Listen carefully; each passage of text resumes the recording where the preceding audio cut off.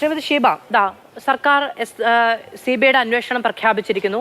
കേരളം ഒന്നാകെ ഒരു കുടുംബത്തിന്റെ, അതായത് നിങ്ങളുടെ ഏറ്റവും വലിയ വേദനയിൽ പങ്കാളിയായി എന്നത് നിങ്ങൾക്കും ബോധ്യപ്പെട്ടിട്ടുള്ള ഒരു കാര്യമാണ്. അതിനുവേണ്ടി ആ കുടുംബം വലിയ തോതിലുള്ള എഫേർട്ട് എടുത്തിട്ടുണ്ട് എന്നത് സത്യമാണ്. ഒരുപാട് തവണ ജയപ്രകാശിന് മാധ്യമങ്ങളുടെ മുന്നിൽ വന്ന് വിളിച്ചു പറയേണ്ടി വന്നിട്ടുണ്ട്. ഏറ്റവും വലിയ വേദന ഏറ്റവും ഉറക്കം വിളിച്ചു പറയേണ്ടി വരുന്ന സാഹചര്യമൊക്കെ ആ കുടുംബത്തിനുണ്ടായി എന്നുള്ളത് സത്യമാണ്. എന്നിരുന്നാലും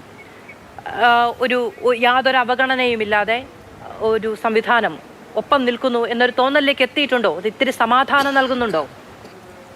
ഞങ്ങൾ CBIയെ വളരെയധികം വിശ്വസിക്കുന്നു. അതിൽ വരുന്ന ടീമുകളും ഇതുപോലെ തന്നെ ഞങ്ങളെ കൂടെ നിൽക്കുമെന്നും, അതായത് ഇപ്പം ഞങ്ങൾ മാത്രമല്ല, ഇപ്പം നമ്മുടെ വീട്ടിലുള്ളവർ മാത്രമല്ല ഇതിനു വേണ്ടി ഇറങ്ങി തിരിച്ചത്, ഒരു ലോകം മൊത്തം അവന് വേണ്ടി ഇറങ്ങി തിരിച്ചിരിക്കുകയാണ്. അപ്പം അതിനൊരു വിശ്വാസമായ, ഒരു സത്യമായ നീതി കിട്ടുമെന്ന് വിശ്വസിക്കുന്നു CBIയിൽ നിന്ന്. അതാണ് ആവശ്യം. ഇപ്പം ഞങ്ങൾ പറഞ്ഞ പേരുകൾ മാത്രമേ വന്നിട്ടുള്ളൂ, പുറത്തുനിന്ന് ഒരു പേരുകളും വന്നിട്ടില്ല ഇതുവരെ. അതിൽ തന്നെ കുറച്ച് പേരുടെ പേരുകൾ വെളിയിൽ വന്നിട്ടില്ല.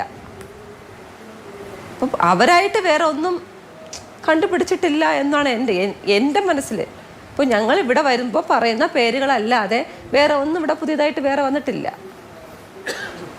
ഒരു 130 കുട്ടികൾ കണ്ടുകൊണ്ട് നിന്നിരിക്കുന്നു. കുറച്ച് പേര് ഇതിൽ ആ ക്രിമിനൽ കുറ്റം, അതായത് കുറ്റകൃത്യം ചെയ്തിരിക്കുന്നു. അപ്പം ഇത്രയുമൊക്കെ ആണോ പുറത്ത് വരേണ്ടത്? ദേവരാഗിൻ്റെ കാര്യം ഞാൻ അന്ന് മുതലേ പറയാണ്. ഇന്നാണ് ദേവരാഗിൻ്റെ കാര്യം ഞങ്ങൾ അറിയുന്നത്.